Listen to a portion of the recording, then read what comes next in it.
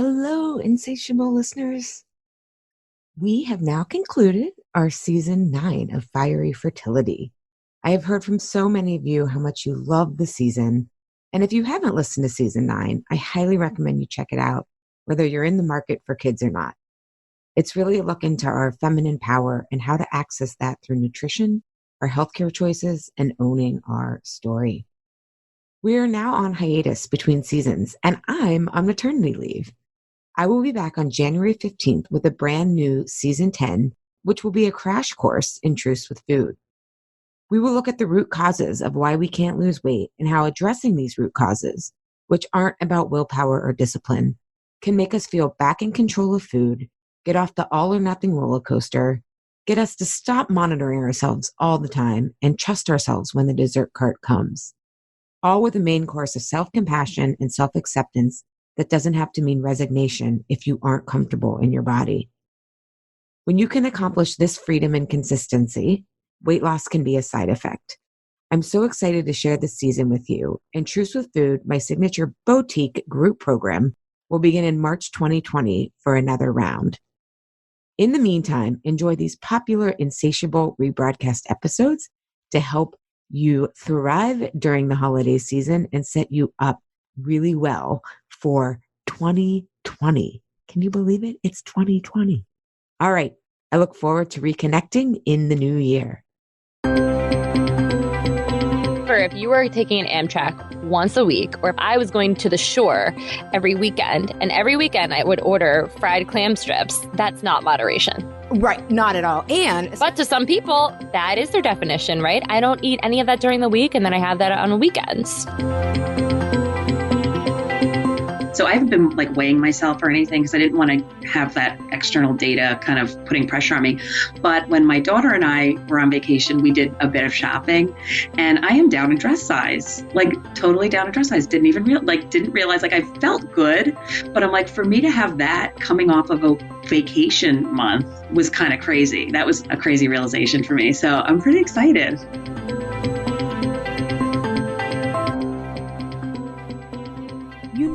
Battling food and your body doesn't work. You want to love and accept yourself. And because you're insatiable, you want results too. And wouldn't you know, you bring the same intensity to your life, wanting to maximize your time, potential, and experiences you have here on this beautiful and wondrous planet Earth. Fair warning, it will be a roller coaster, but for those insatiable, that's your prime time to thrive. We're here to say yes to the hunger of wanting it all. I'm your co-host, Ali Shapiro, a health coach who helps people end the losing battle of dieting and find a truce with food. And I'm Juliette Berg, nutritionist, fitness expert, and the co-owner of Unite Fitness Studio franchise. Hello, welcome to episode 31, how eating in moderation is setting you back. And we will also have Linda's Truce with Food update. A new study indicated that we all have our own definition of moderation, and moderating our food is actually holding us back. In this episode, learn the nutrient to look at that's more important than calories.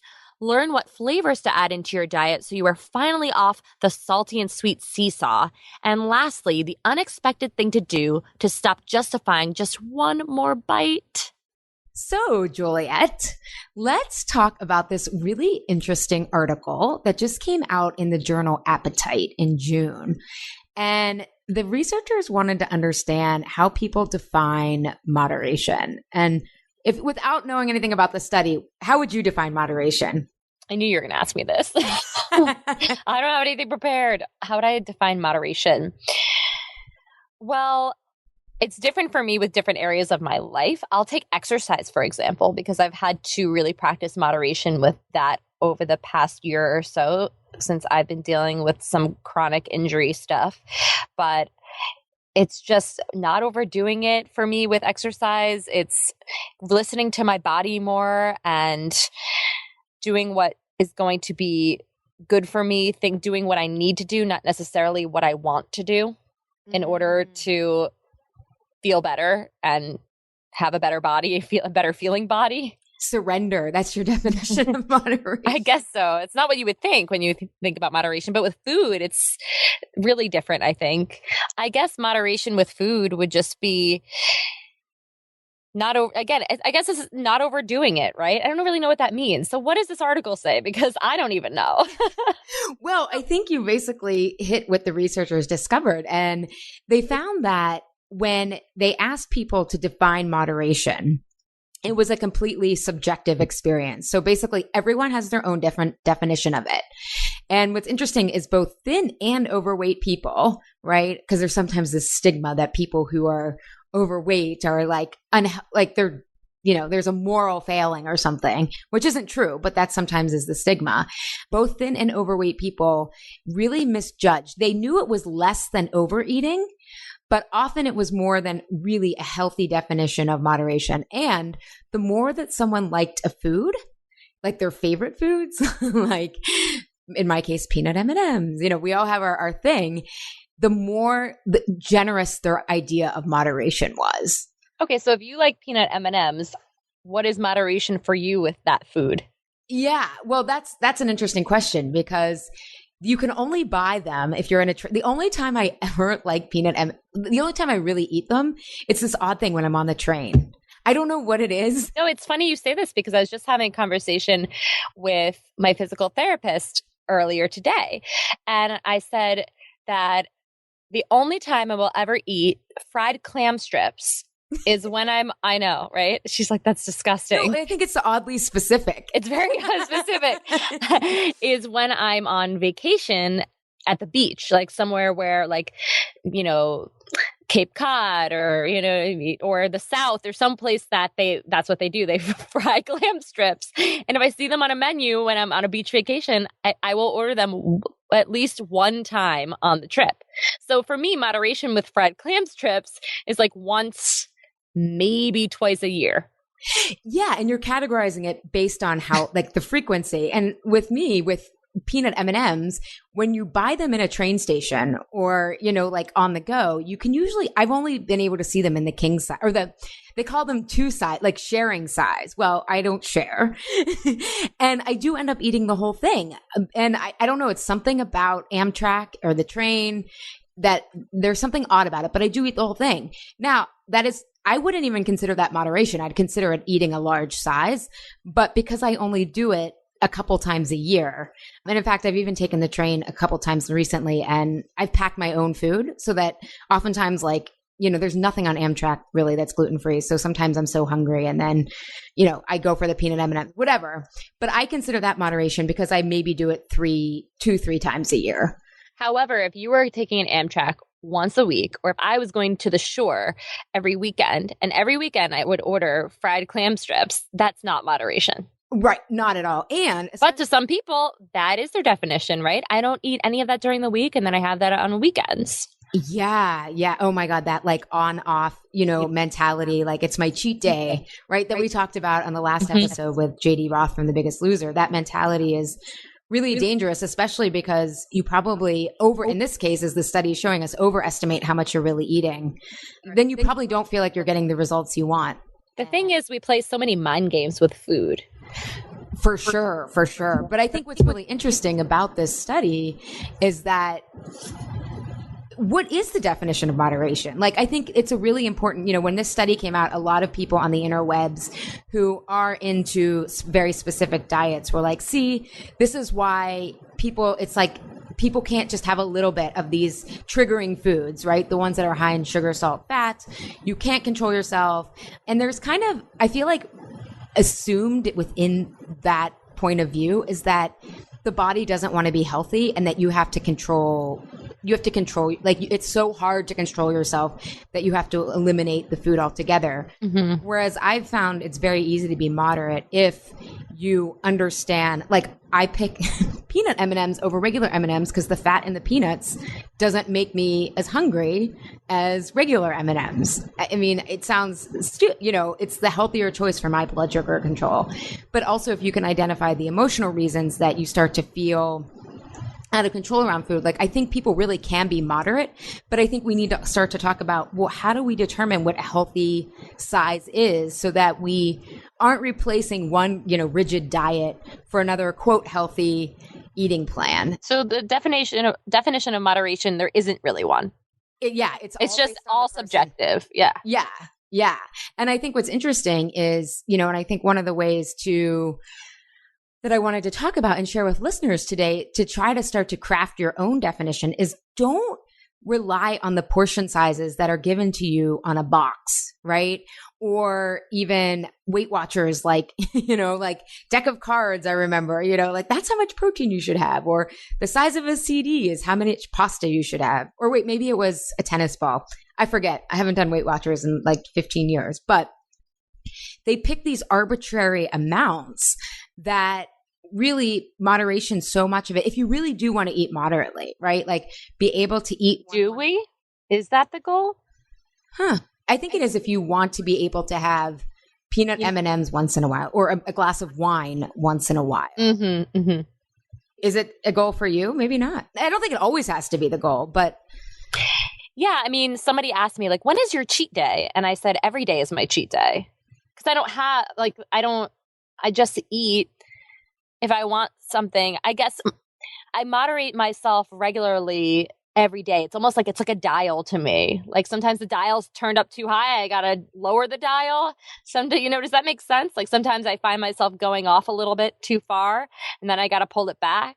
And I just I'm always trying to find this sort of just like where the dial's in the middle, Yeah. But have you found even your dial in the middle, like has changed? Like when I was really first getting out of dieting and all this stuff, like I had to be able to have like an afternoon snack and a sweet at night. And now my middle is really, my blood sugar has healed. I know exactly what works for me. I don't need afternoon snacks. And in the evening when I'm working on is like, Carlos and I Carlos is pretty much still off sugar, but like I've cut back from having a night as like a little sweet at night to like a couple times a week. And so my middle now is like, I sleep better without it. I wake up more energized. I sleep deeper.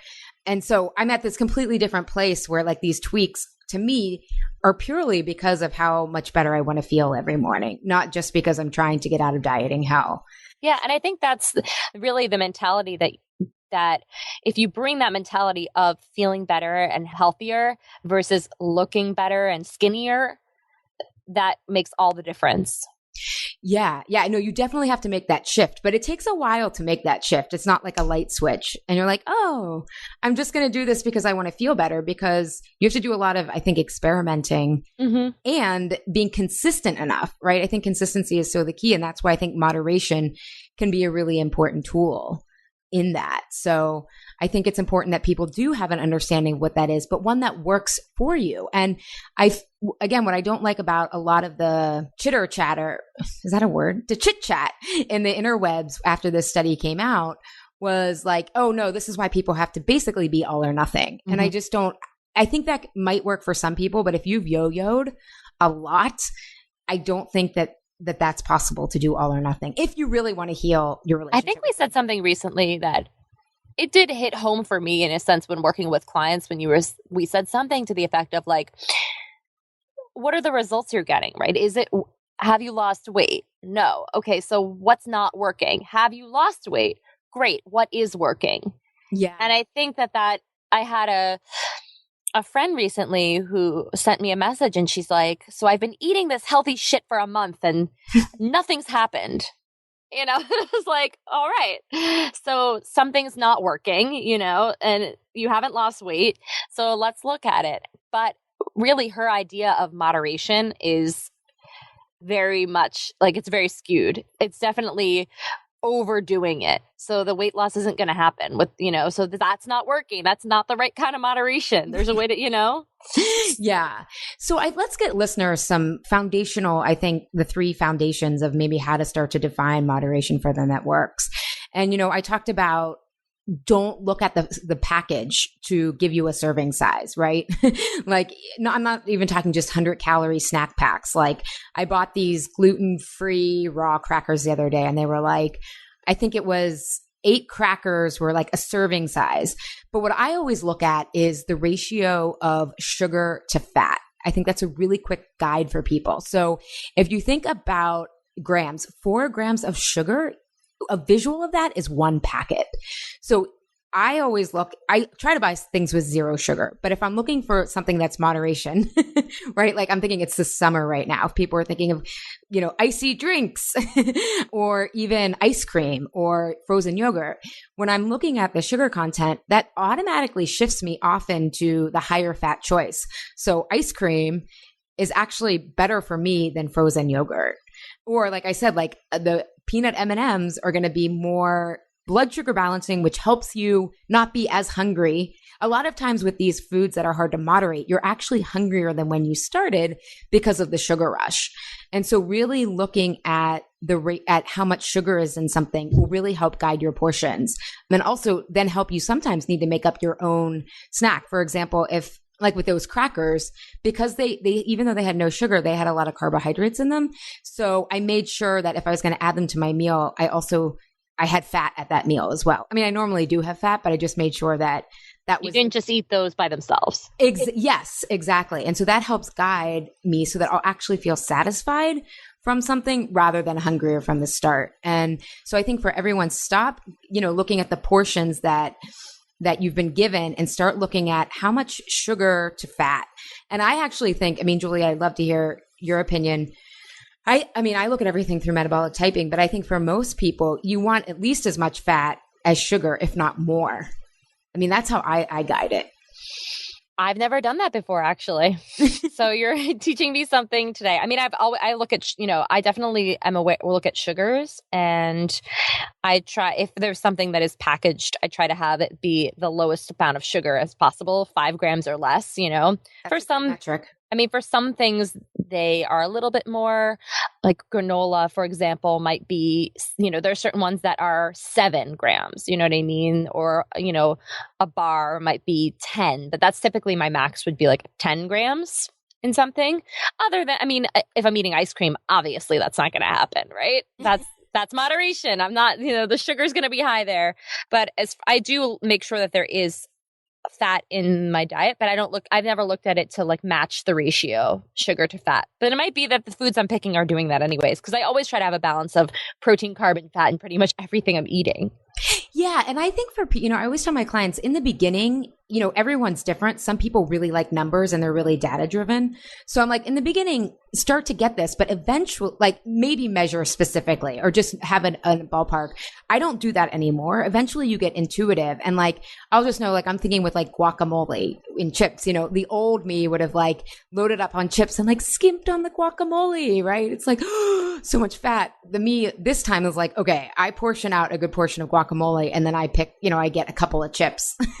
Yeah. I don't want to feel stuffed for my meal. And I know that if I don't add more guacamole, I'm just going to be so hungry. Like it'll be like I ate nothing. So yeah, you definitely, I think, want to work up to it's much more intuitive. But for a lot of people, I think especially with sugar, people are shocked at how much sugar is in their ketchup, right? Like if you start looking at 4 grams as one packet, 1 tablespoon of ketchup is all sugar. Mm-hmm. Look at dressings, look at sodas, even look at juices like that are supposedly healthy. I think it's really that 4 grams equals 1 packet of sugar is such a helpful way. So what about for those of us who might be ketchup addicts, right? And it's like 1 packet of ketchup isn't going to do it, right? And that would be moderation, right? If we're like, all right, well, I love ketchup, so I'll just have 1 packet. It's only 4 grams of sugar. But like you were talking about, those triggering foods, like 1 is not enough. So then avoid it altogether. Well, that's an interesting question. I learned to really like mustard. So you're avoiding it altogether. Well, it depends on which stage you're in, right? Like it's this delicate line of like, I was the type of person, the minute you told me I can't do something, I'm going to do it. Like even against my own rules, like I had to trick my own psyche. Like it was a long road for me. But I think part of it is getting off that salty sweet, right? Usually people are doing ketchup with salty fries. And so knowing that you're going to set yourself up for that salty sweet seesaw is really dangerous. And you're going to make it harder for yourself. I think what really started to turn things around for me was when I was finally like, I just don't have the energy to make this so hard on myself. Like if I do mustard instead of, ketchup, it's just, I'm going to feel more satisfied and it's easier to stop than just consuming all the fries and all the ketchup. So I think at some point you just have to be like, but you have to connect it to like being able to stop and being like, wow, I really can moderate. But that brings up our second point, which I think is a really important part for people, is incorporate what I call moderation flavors from Chinese and Ayurvedic medicine. So Chinese and Ayurvedic medicine, they are, I don't know, thousands of years old, a healing philosophy is Eastern. And one of the big tenets that they work with, especially to help people eat in moderation, they wouldn't call it moderation, but they would say eat in harmony, is eat in balance. Yeah. Yeah. Is adding different flavors. Americans. So the three other flavors that are tremendous to add to your diet are bitter, which are a lot of your leafy greens, sour, so like lemon, lime. I am a sour addict, by the way. Oh, really? I eat raw cranberries every day. Ooh, good for you. Oh, I'm eating cherries.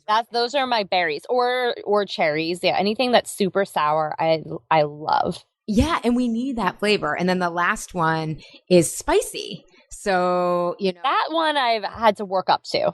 Yeah, well, and I still can't do it because I have a sensitive GI system. I can't do super spicy, but I can do like garlic and onion, and like the pungent flavors sometimes that they're called. But anything that does have more spice to it, I'm able to portion control a lot more. Yeah, exactly. And that's what, if Americans are stuck on the salty sweet seesaw, which takes you to extremes. But if you start adding in those extra flavors, those other three flavors, you just don't, it's so much easier to moderate because your taste buds change. I think one of the things my clients are always, they're like, people told me my taste buds would change, but I didn't realize I would ever say something was too sweet or it was too salty.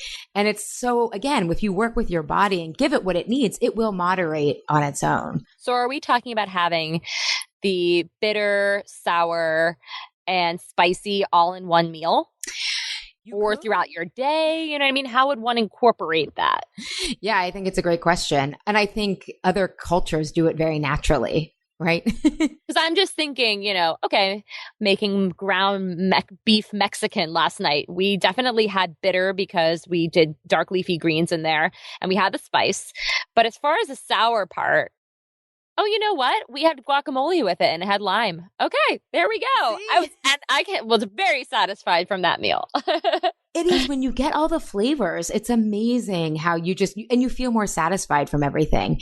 I know a lot of my clients, once they start adding in, I think everyone knows that most people need to be eating more vegetables, but when they start making the connection that, wow, when I eat more veggies, it is so much easier to stay away from the sweets. Again, that incentive goes from like only to lose weight and to, drive towards some kind of goal to, wow, this makes my life easier, and healthy eating and living is actually full of freedom. So I think if people start to make the connection of adding in those flavors, that can really help. Yeah, the chili flavor is really good, right? It adds like a lot of those different flavors in together. Yeah, I've learned to appreciate it a lot more, especially when I was younger. I avoided any spice at all costs.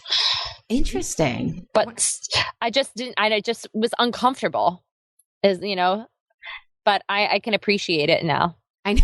We went out to eat here, Carlos and I, like 2 months ago to this restaurant, and it was a great place. It was brand new. I think it was a Thai place. And we both ordered like kebabs with like a Lebanese salad or something, and then like rice. And on both plates came this pepper, and but it looked like really benign, right? It wasn't like a small jalapeno pepper, or so we thought. And so Carlos like cuts it and takes this like massive bite. Oh God. And all of a sudden I see him turn like bright red, his eyes water, and like he gets a napkin and he's like, and I just started laughing. I'm like, I guess that wasn't a regular pepper. He's like, oh my God. And then as we were leaving, he heard the waiter ask this other woman, like, what did you think of the meal? And she's like, you need to warn people that that's a jalapeno pepper, because I guess the same thing happened to her. That does happen a lot in different ethnic cooking for sure. Yeah. And he had a stomach ache afterwards because it was just too much. Yeah. So I'm not saying start small and incorporate. Yeah. A little chili powder. Yeah. That's all you need. Little sriracha. Yeah, but if you think about it, even in Mexican food, like they use the cacao flavor, right? That's bitter. We just pair it with so much sugar that it like kind of negates a lot of the cacao benefits. I love raw cacao powder. I have it a lot in my life. Yeah, start with what you like. And even to buy like 100% chocolate, like baking chocolate, the kind that has no sugar in it at all, and is just pretty much all fat and, antioxidants and good amounts of magnesium. And I'll pair that with a little bit of almond butter and a couple of unsweetened dried cherries. Ooh. Now you've got all of that in one little bite right there. And let me ask you this, can you overdo that? No, that's like just one of those is so satisfying as a snack or a dessert. It's like everything you need in one. So a lot of it is about combining foods, like what we're talking about here, to satisfy your taste buds so that you're not left wanting more. Yeah, well, and that snack, think about how much nutrition that has, and compared to my peanut M&Ms or French fries and ketchup, right? It's calories, but there is no nutrition. Like, I'm not fooling myself thinking I'm getting any kind of nutritional value. For sure, for sure. Yeah. So look at how much sugar is in things and really try to balance that with an equal amount of fat. Incorporate moderation flavors like bitter, sour, and spicy. And then the last thing that I think is really important when it comes to moderation, because I think all of us are good at like starting with a moderate portion, but then we hear just one more bite, or I'll just take a nut, or you come home at night and like you told yourself one glass of wine, which a moderate portion is 4 ounces, it turns to 8, right?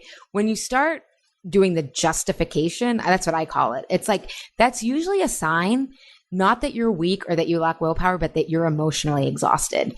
That's when you have no like cognitive faculties left and the emotional side of you is taking over.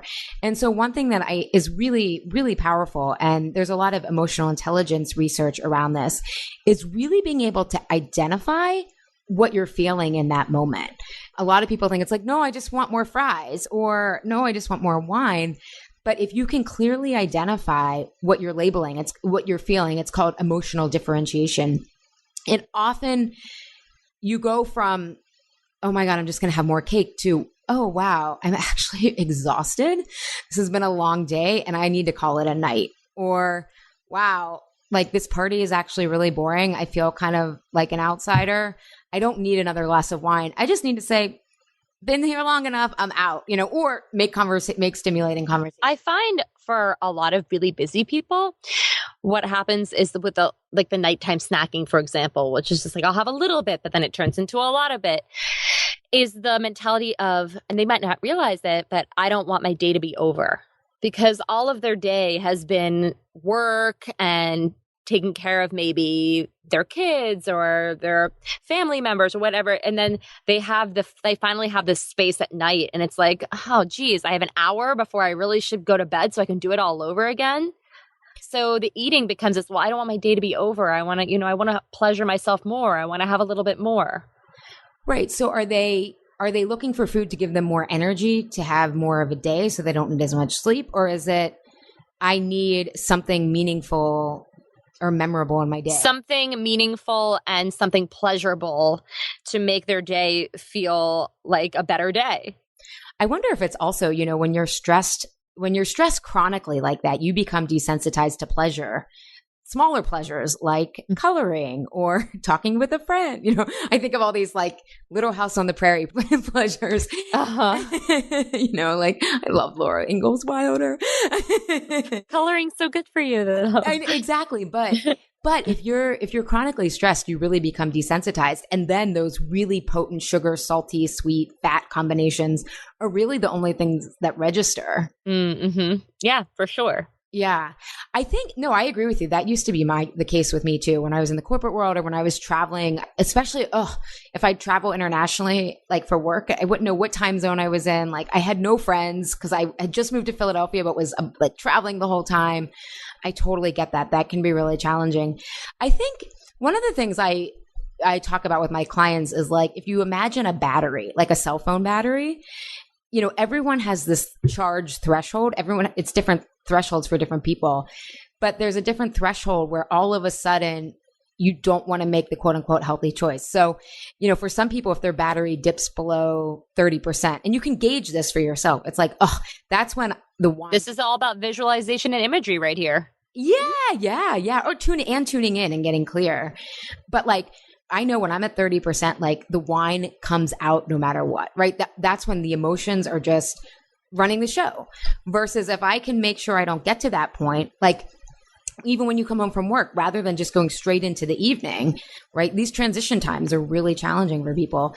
Doing something to recharge yourself so that by the time 9 o'clock comes, the same exact thing has happened, but you don't feel the same way about the day. Like it feels like, oh, this hour can be done with something really like restorative rather than something stimulating. Because I think when our batteries get really low, we reach for stimulation rather than restoration. So by maintaining a certain, whatever level you need, everyone's different. I think that can make people feel like they're getting meaning out of their day. Yeah. And I mean, if some of this just sounds, intimidating or more work, for example, when you're saying, Allie, doing something restorative versus stimulating, I'm just going to give TV as that perfect example, right? Rather than just sitting in front of the TV with your snack and just completely zoning out and numbing out. What if you were to take a hot shower or a bath or paint your toenails? I don't know, right?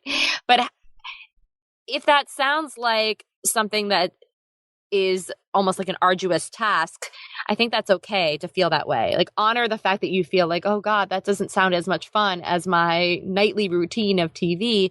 But I just want to kind of dare everybody to try it and feel the difference. And move it up in your day. Do it right when you come home, when you still have more energy, right? Like most people like they just crash after dinner. Do the shower or cleanse the palate of the day earlier so that you don't dip so low that the food and the zoning out is all you have energy for. Yeah, no, definitely. Because if you can catch that before, I mean, I know one of my clients were working on even getting her a standing desk during the day because she's so insightful. She's like, I just feel stagnant, especially the more that she's gotten healthy with her food. Everybody should have a standing desk. Yeah, yeah. Because I think a lot of people, and I had shared with her that, oh my God, I had this huge aha. Like I always said, I was tired at the end of the day to work out. I wasn't tired. I was stagnant. I had sat all day, hadn't moved. But like once I realized it was stagnation, I was like, oh, the walk to the gym is actually going to wake me up. It's not going to exhaust me. And then once you work out, you have so much energy. Totally. But I kept telling myself I was tired. I wasn't tired. I was stagnant. And so I think people aren't looking to just zone out. I think they're looking to restore, but they have to have the proper energy and outlook to do that. And so it's a lot easier to then have, if you've taken a shower or taken a walk and then and then that helps make healthier meals, healthier portions. It's easier to then say, you know what, I'm going to have 4 ounces of wine tonight, just, and enjoy it rather than it being this symbolic substitute. And if you are a TV person, what you watch on TV plays a huge role in how you're feeling as well, right? If you're watching really trashy, and I'm going to use myself as an example, bad reality TV where they're all screaming at each other, pulling each other's hair out, and I'm trying to use this hour as a restorative hour. Are you fucking kidding me? Like, I have to sometimes have come to Jesus moments with myself, and Mackie he'll be like, how is this a useful, productive, use of your time? You're trying to decompress, you tell me, after you've had a long day being with people, and these people are screaming at each other, cat fighting, and it's so true, Oh my God. I would say the same goes for social media. I'll sometimes go on there and it's like, I've had to cut back because I realize this election cycle has made me so angry, in a way that I'm not doing anything about. I mean, yes, I vote and You're not a political activist? What? I'm part of moving back to Pittsburgh is so I can be more socially social justice activated, I guess. Because I realize just posting articles on Facebook is not productive. It's better to do something. Yeah, sure. Which I'm totally guilty of, which is why I'm trying to, find where I want to contribute. But I didn't realize how angry it was making me. And it was making me feel like the world, was going backwards and what's happening. And it's whoa, most people are, at least in my circles, are actually very normal, very compassionate. It's, yes, there's major problems we cannot ignore, but I'd become so defensive and angry. And it's wait, I thought I was going on there to unwind, right? To your point, decompress. I'm going to unwind and I just end up wound up and totally drained and flooding my engine of Yeah, so definitely experiment with what actually does decompress you after a long day. Yeah. And another little tip, I don't know if this will help people, but in one program I ran, I told people to think of their days as like different seasons. So spring is like that 11 to 12 turn, summer is like, wait a second, I back up. So spring is like the morning. Summer is like that 12 to 1 transition. The fall is like 5 to 6, or for some of my clients who have kids, it's when they're going to pick up their kids. And the fall is that time of 4 to 6 time frame, which is a lot of people's bewitching hour. And then the winter is like turning into bed, and really check in your energy levels at each time. Even in the spring, when you wake up, people start to notice what a difference going to bed early and sleep makes. But try not to let your energy dip every time you go to notice that. Set a little alarm on your phone and think like, what is my energy? Do I need to take a walk? Do I need to drink more water? So that when you do come home, especially when the overeating and the trouble being moderate is the most challenging, that you're walking through with that battery charge much closer to 50 or 60%, where you can say, all right, I'm going to do something healthy for myself. I'm going to take a bath. I'm going to do that. Or I'm going to decompress in a way that will actually get my battery up to 80 rather than take it down to 30. That can be really helpful. It's very preventative. And I think most people, even a great app that I know a lot of people like is Headspace, of just like, you can do that anywhere, and just putting really short, very like personable, like applicable meditation.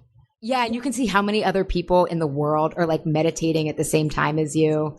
It's cool.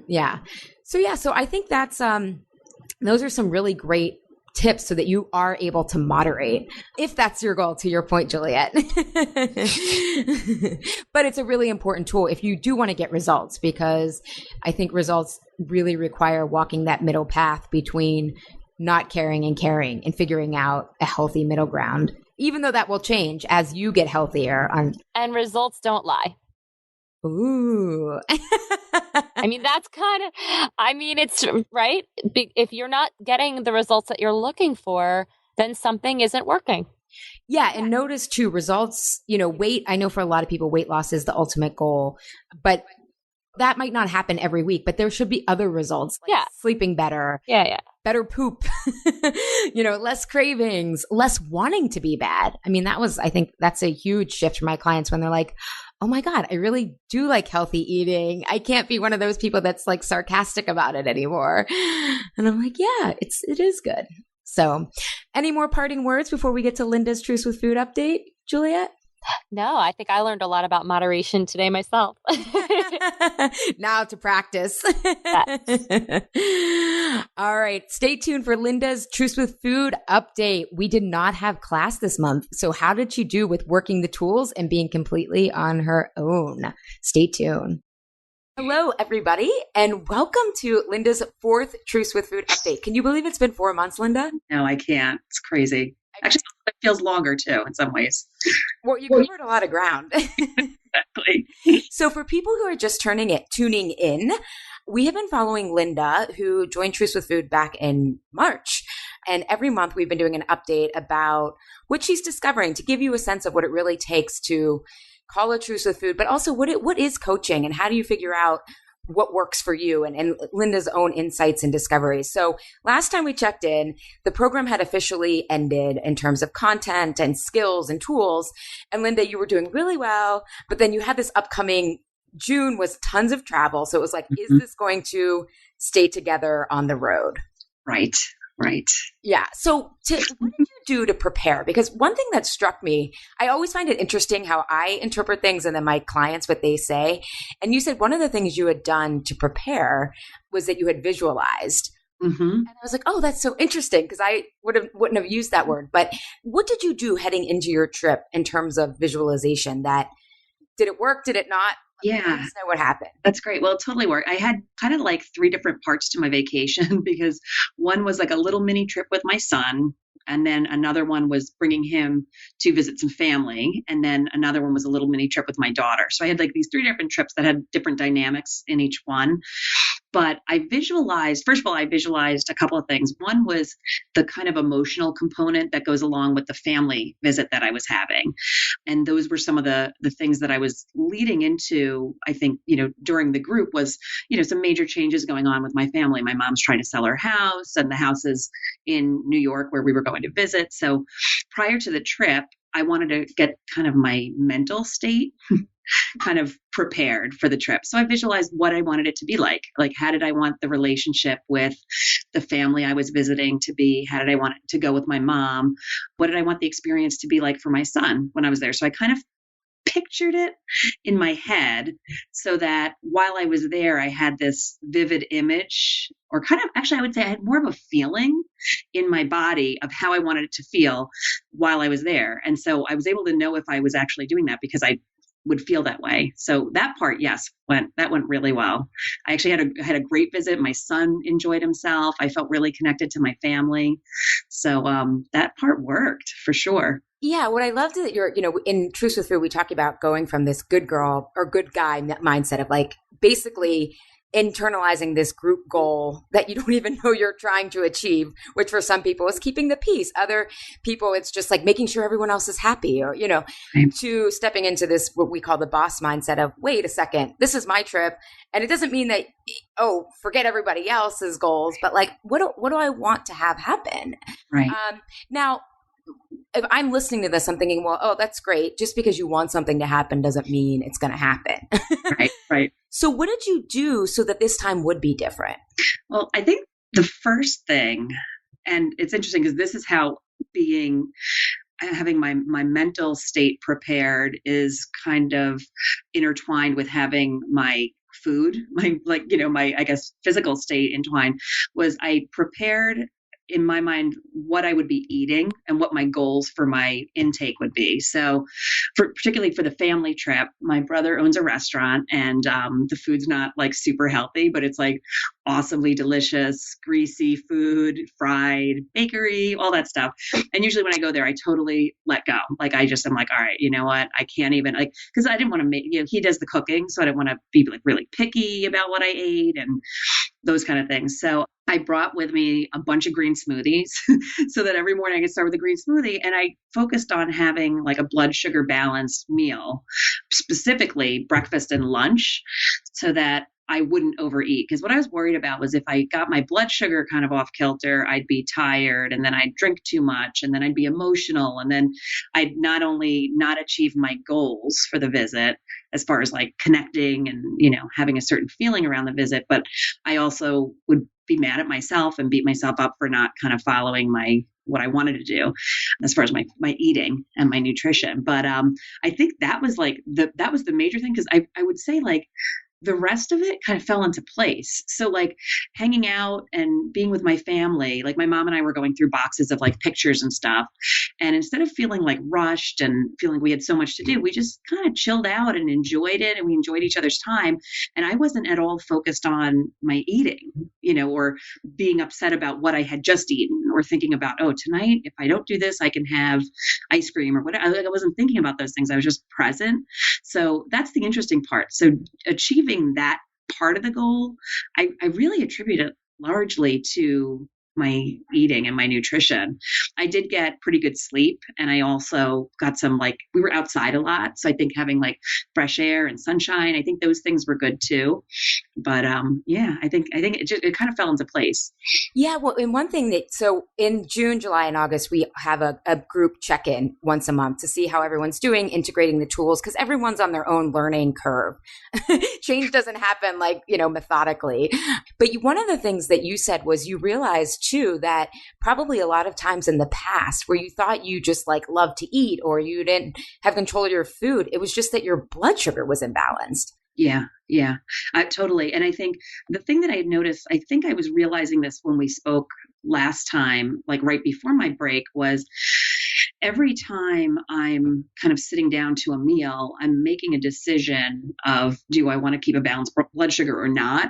And the way I kind of make sure I'm doing that is to think about, it gets hard. I'm making it harder for myself. So like for lunch, I have like a sandwich and French fries. I know that I'm going to have less control later on. Like I'm going to crash and I'm going to either be tired, I'm going to be crabby, or I'm going to want like something else, like a bagel or something. So knowing that, it was easier to not make the decision, I don't want to say the wrong decision, but make the decision that wouldn't help me, because I didn't want to make things harder. I wanted to make things easier, and having the healthier food felt easier to do. And I think that's the main difference. Where in the past, I felt like I had no self-control. I felt completely in control. Like I had a lot of power. It's hard. I feel like I recovered my power. I think that's the main thing. Like I felt like if I can do this, it's going to be easier later. It's not going to be that I can't. It's so strange. Does that make sense? Yeah. I mean, what you're describing is that you trust yourself, that you want to actually be healthy. And also, I mean, it takes time to make this mental leap, but so often, and for decades, what we consider motivating ourselves is shaming ourselves, which is actually saying you can't be trusted. You need these rigid rules and someone else telling you what to do, versus you just told me before we started, like, I knew I was winning when I was like, I don't need to ask Allie what to eat. Like, I can figure this out. Like, right. But versus now what you're doing is, it's interesting. You may still make the same choices, but it's coming from such a different place of, no, I'm not doing this because I'm afraid I'm going to gain a couple pounds, which exhausts you. It's like, no, I want to, what you discovered is I can be present while I'm going through this really transitional time with my mom. And you're making decisions in a way that gives you back more energy than just taking energy from you. Yeah, that's exactly it. And it also felt like if I did, like, so one of the nights I had dessert, we had this like amazing cake from New York City that my brother got in. But I did not, it was purposeful. It wasn't just let me eat whatever sweets are around because I want to. And I enjoyed it. Like I thoroughly enjoyed it, and I didn't feel bad. I didn't feel like I went off plan or anything. It just felt like I was living. And I have like seriously never felt like that before. That's really new, because normally it'd be like, oh, here it goes. And then the whole rest of the trip would have been, bacon and French fries at every meal. So it was cool. Yeah. And then you said that sometimes also it was inconsistent. You would be quote unquote good on the trip, but then when you came back, you would make up for that. Yes, totally. And did that happen this time? No, that is great. Like, so last summer we took 2 vacations, and both times I'll say in my words back then, I was so good. Like I worked out every day. Like I was researching like where I could do, yoga and all that stuff. And I would eat, as I had planned the entire time. And then I'd come home, and the night before I was supposed to go back to work, I'd have like 4 peanut butter and jelly sandwiches and like a bottle of wine. And it was crazy because I'm like, why would I undo all that? And I felt like I couldn't not do it. And then the next day I was exhausted. Like I felt sick. So this time it totally didn't happen. In fact, this is kind of interesting. While I was still away, I was so excited to get home and cook again that I like researched, what I was going to make, what green smoothies I'd have. And I like placed my grocery order with Fresh Direct, like while I was still away, where normally I'm kind of like exhausted when I get back, probably from all the peanut butter and jellies and stuff that I have, that I end up not cooking for a week or two. Like we'll do a lot of takeout or really quick and easy. But I was like, I can't wait to get my normal healthy foods back. So that's very different. Very different. Yeah. And what I love is you're describing this like upward spiral of trust, and it builds on itself. So it's actually healthy eating becomes easier because you want to do it more and more and more. And in this episode that this is attached to, we were talking about moderation, and Juliet and I were talking about how moderation really changes where you are in your journey. So, like right now, moderate to me is having like one sweet a couple times a week, versus when I first started out, moderation was like, okay, just sweets at lunch and dinner. Right? But what you're showing is how that trust comes back and back and back. And it gets to this place where you continually surprise yourself like, oh, and it's like, oh, wait, I want to already start getting back to eating healthy because it feels good. And also, I think so much of what you described too, your trips were so emotionally nourishing. Yeah, they were. They really were. Yeah. Great. One thing that I want to circle back to, because you talked about how you planned you brought green smoothies with you, which I'm so impressed because I don't do that. But when you said plan, do you mean planning like you used to plan, in terms like you weren't going to find yoga classes? You weren't like, what am I going to eat?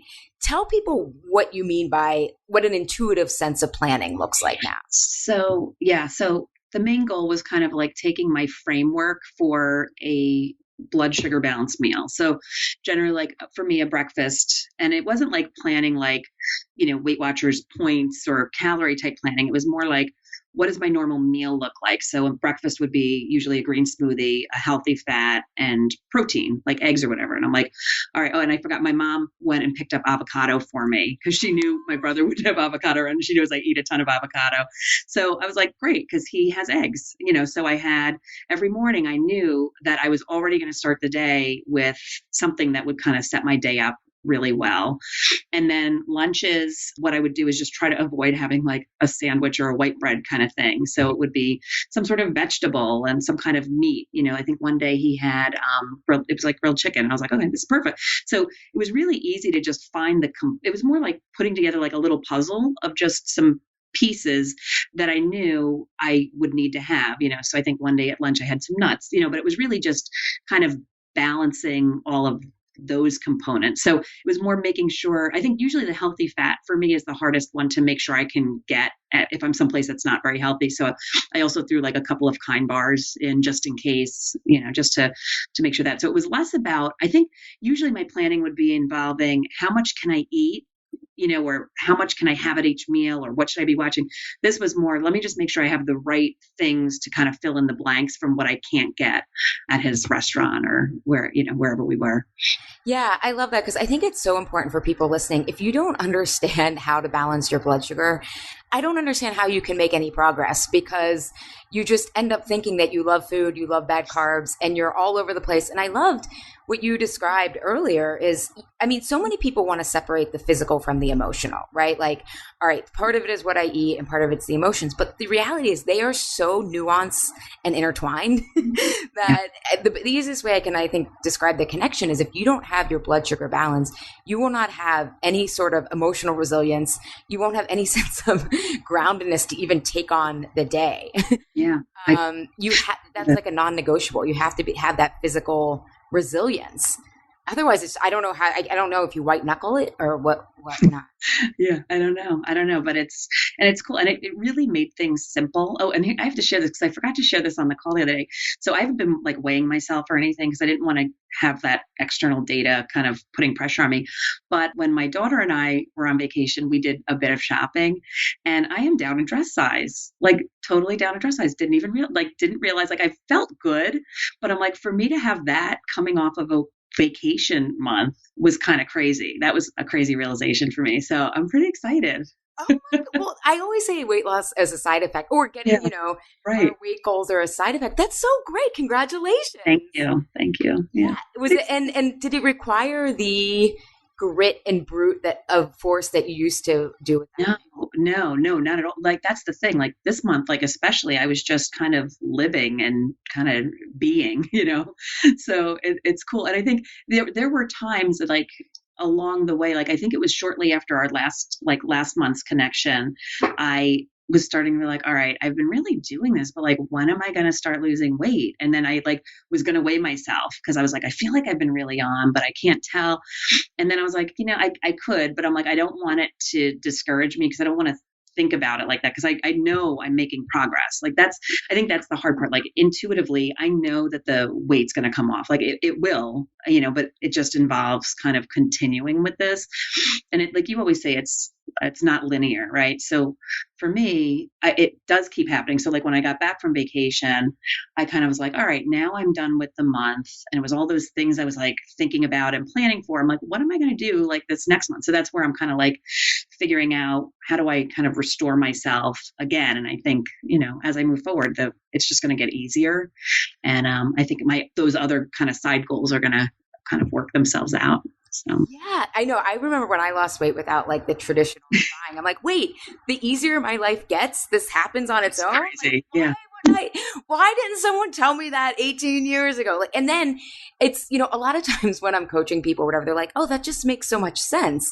And it's like, we have lost all common sense, I think, in the dieting conversation. And yet people wonder why 95% of people fail. It's like, because it's not based on any kind of common sense. Like, because I think people think it'll be easier once they lose the weight. But if you aren't balancing your body, if your body hasn't healed, and I think what's so amazing is, what you've also now internalized, I don't have to tell you, no one else has to, like, you lost a dress size while still working on how much you drink, on eating pizza, on eating, like, oh my God, if I use those opportunities as research or just don't feel guilty about them, I don't have to be perfect to get results. Right. It's so true.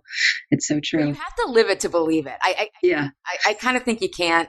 Yeah. I feel like if you had told me this, like, before, like, this is how you're going to feel in July, I think I would have been like, that's so, like, I can't even believe it. So yeah, you do have to kind of live through it. And I think the blood sugar thing is the main thing, and kind of organizing that is really the key. It's life changing. Yeah. So everyone figure it out. Or you can take my Curb Your Afternoon Cravings program, which helps you figure it out. Okay, so here's what I find fascinating is we're month 4, and most people, I mean, I never was able to stay on a diet more than, like, I think 2 months max. Especially what I find interesting is, like, the old metrics of, like, weighing myself, we think, again, that that's motivating us. But instead, you've been focusing on just internalizing this new way of being and, like, a real change and feeling different. And what I think is interesting is rather than kind of starting back at zero of, like, okay, now I got, here's the cool thing is, like, rather than coming back from vacation and doing what you used to have done, which would have been like, oh my God, I got to make up for the entire vacation. And now you're scaling new heights. So what are you going to look at? What is your goal for the next month, next time we check in? Yeah. So one of the suggestions, I guess, you had when we were kind of like ending the content portion, or I don't know when this came about, but it was kind of, do you want to, try eliminating dairy or gluten just to see if that, changes your body in any way? And I had already done the dairy. I had eliminated a lot of the dairy kind of throughout the program. And when I did Curb Your Afternoon Cravings, I realized I was really bloated, and I never realized that before. So that was cool. Most people don't. They think their stomach's just bigger. That's what I thought. I was like, it's from having 2 kids. Like, that's it. And I was like, oh my God, it's not really that way. But so when I came back, I was like, all right, now I'm ready to, because I think you even said, like, maybe you don't try these while you're doing your vacation thing, be nice to yourself. So I was thinking, I'm like, what for me would really be not a test of, like, my willpower, but kind of a test to see if I can actually feel better than I feel now. And I realized that I'm going to try eliminating alcohol for a period of time. I don't know. I'm going to set, like, a little time it's going to be. And I think when you and I talked, I liked the idea you had, which was to kind of approach it more from a restore my body, a restoration standpoint. So, sleeping, but actually I didn't have any alcohol last night too. So I slept really good and I feel refreshed. I actually feel thinner today, I think, just because I probably don't have, a couple of glasses of wine in me. So that is what's going to happen in the months to come.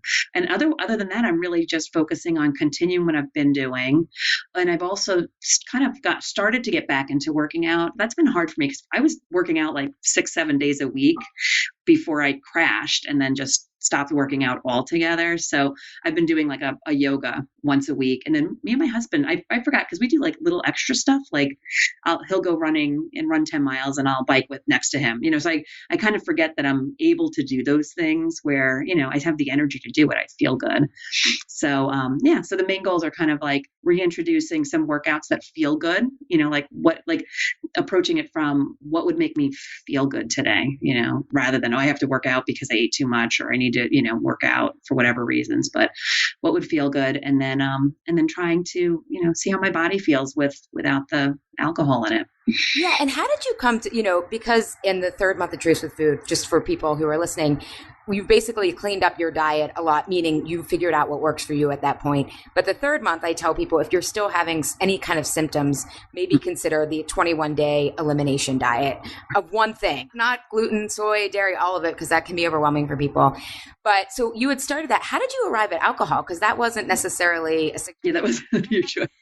Well, what I realized was I felt like everything else I was doing was really working for me. And that was the one thing that really wasn't working for me. It wasn't doing anything for me. And I have, it's part of like my lifestyle. I'm European, like me and my mom drink wine at night. I have a friend who comes over on Friday and we have a few glasses of wine. So it's like kind of just I felt like it was who I am. And I'm like, I don't think it necessarily is. It's not that way. So I decided that it's just something where I feel like, if anything, it's making my life harder. I think it goes back to that. Am I making choices that make the next meals choices easier or making the next day better. And that's not making anything better. So I think that's where it came from. And also, I also realized I'm like, I am doing so great on all the other stuff. So I'm kind of curious what would happen. Like, how is that going to physically affect me if I drop it, altogether? So yeah. And did you come up with like a certain amount of days, or how are you doing that? I'm just curious of like how you set goals. Right. Shifted. Yeah. So, I mean, the original was like a 21 day, because I just felt like that was a long enough period. And what I didn't want to do was kind of have it and then have things come up and be like, oh, well, I have a happy hour on the 18th. I can't not, so I was like, I wanted to have it long enough that I would go and do things that I would normally do and, see how that felt. I just want to kind of like experience what it would feel like to not, make decisions like, oh, I'm going to happy hour. I'm going to have wine tonight, or should I have a margarita? Like just going and talking to people and seeing how it works. So I wanted it to be long enough that I'm going to have a variety of situations that I'm going to work through. So, yeah. Well, I can't wait to hear how it goes. This may bomb, but we'll see. But it's all research. I mean, I think that's the great thing is after 4 months of sometimes, like everyone in the group has successes and then quote, I'm using your word bombs, but or messes up or whatever. But again, I think you have the felt experience, especially learning that you dropped a dress size, that like, whatever, like it's going to happen. But the learning is actually the better metric, not the scale for long-term success. Right? Yeah. And I think actually something that I probably really need to mention too is when we talked on Tuesday with the group, and I brought this up, and it was so funny because as I was bringing it up, I'm like, why is this such a big deal? Like, why don't I just do it? I realized that in the past, I'd be scared to make, like if something was working, so in this case, pretty much the nutrition is working. I mean, obviously I dropped a dress size and I feel good, and I can go out to lunch and it doesn't become a huge, off my diet kind of thing. That I didn't want to rock the boat. I was nervous that I'm like, well, if I try this, is this going to really frustrate me? And then all of a sudden I'm going to be eating, weird stuff at dinner because I didn't have a glass of wine with it, so I was nervous to do that. But then I started to think like, all right, so the data shows that in the past few months, when I do kind of go off, I rein it back in immediately, so like if I have a dinner that was pizza, I have a couple slices of pizza for dinner, the next morning I start what I normally do again, which is, my blood sugar balanced meal. Sometimes I have to tweak it based on how much carbs I had the night before. But I realized I'm like, first of all, how could this bomb? But I think I just was concerned about that. But I think that I've also gained that confidence to know I'm not the person who does that anymore. That kind of, it bombs and I'm done for 4 months and I've undone everything that I've learned. Like this is kind of like ingrained now. Yeah, it's what you're describing, and is the identity shifts have happened. So like how you are is different. And I thought it was even interesting when you were talking about alcohol, like maybe this isn't who I am. Like, and I think that's what's so, I always say metaphorically, when we stop eating prepackaged foods, we stop wanting this prepackaged life. And that also means like all these things that we often thought about ourselves now are up for revision, especially I find with people who have struggled with food. Once they get that and they're like, oh my God, it's like, what else have I been believing? Right. And it's more fun rather than this, like, I have to change. And it's curiosity that you keep saying. So I can't wait to hear how it goes. We'll check in. That'll be like the cliffhanger. That's right. Well, thank you so much for your time and sharing your experience, Linda. And we will check in at the end of July. Okay. And then people will hear it, I think at mid-August. I'm not sure. But either way, thank you so much. Cool. Thanks. Bye. Yeah, bye. Thank you so much for listening to the Insatiable podcast. We hope you enjoyed today's episode. You can connect with us on social media. Follow me on Twitter and Instagram at Juliet Unite, and Allie at Allie M. Shapiro. M stands for Marie. Please feel free to also email us any questions. We would love to hear from all our listeners. You can reach us at Allie at allieshapiro.com and Juliet at unitefitness.com. We'll see you next time.